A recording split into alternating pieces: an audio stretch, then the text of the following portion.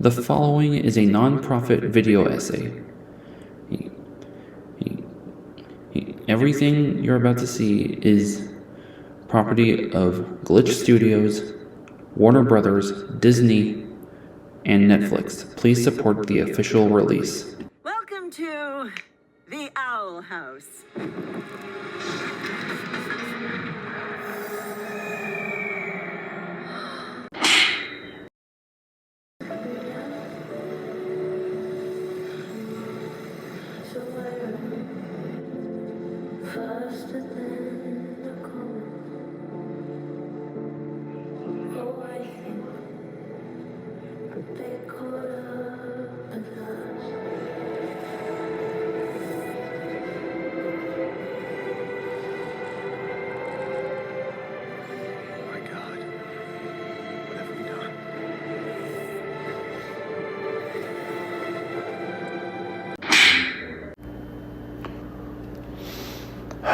Okay, I can't lie to you. These are just two of numerous examples of what's happening to animation in the film industry. True artistic talent is being stifled in favor of just what's considered easy or what fits their brand. Thus, animation within filmmaking as a whole is becoming more exploitive, not concerned with true artistic talent and authentic storytelling, but more concerned about profit and gain. But at the same time, it's not hopeless.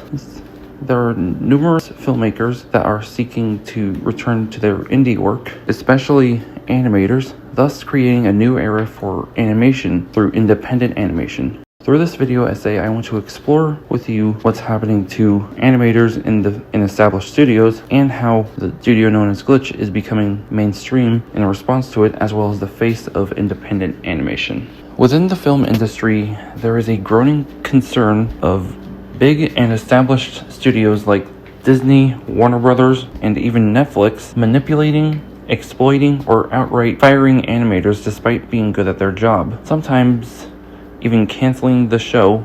A very notable yet painful example is Final Space. Despite being immensely popular and well received, Warner Brothers was doing a merger with Discovery, and for reasons beyond my comprehension, this led to numerous shows being axed or canceled, or even just tax written off, meaning they couldn't be aired anywhere. Another example includes The Owl House. Despite being allowed to finish the story, the show itself faced tons of creative interference during production. And things had to be more marketable or appear more child-friendly because it, quote, fitted the Disney brand, quote.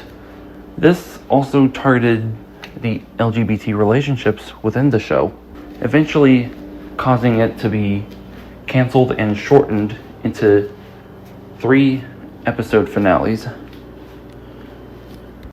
The unfortunate reality is that even though the similar manipulation and creative interference and even painful working hours are present in all genres, it's disproportionately targeted towards animation because people often believe that animation is just for kids, so they just want to play it safe. They want to play it in a way that fits their brand instead of just pushing the boundaries.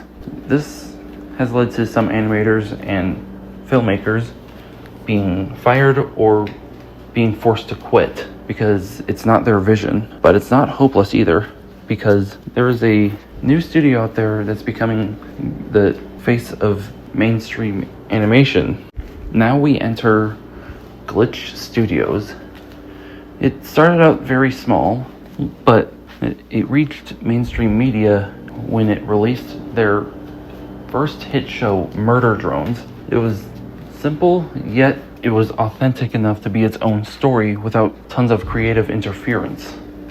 Eventually, it went on to create another show, The Amazing Digital Circus. It had true originality and authentic freedom without fear of censorship or cancellation like you would in another studio. They went on to create more and more hit shows that would become the focal point of animation. They even went on to hire other animators and filmmakers that have faced systemic issues regarding the animation industry. Those creators include Donna Terrence, who created the Knights of Guinevere for Glitch Studios, and Olin Rogers, who was the original creator of Final Space, but now he works in Glitch Studios so that he can help animators or filmmakers who have faced similar issues to what he faced working for Warner Brothers. So all in all, it's not hopeless for animators. Despite the struggles, people have a habit of pulling through and making something beautiful. Thank you for listening, and I hope that this video essay not only gives me a good grade, but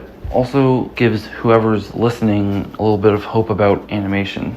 You just gotta find a space where you don't have to fear being censored, having your creativity interfered, or even fired for staying true to your vision.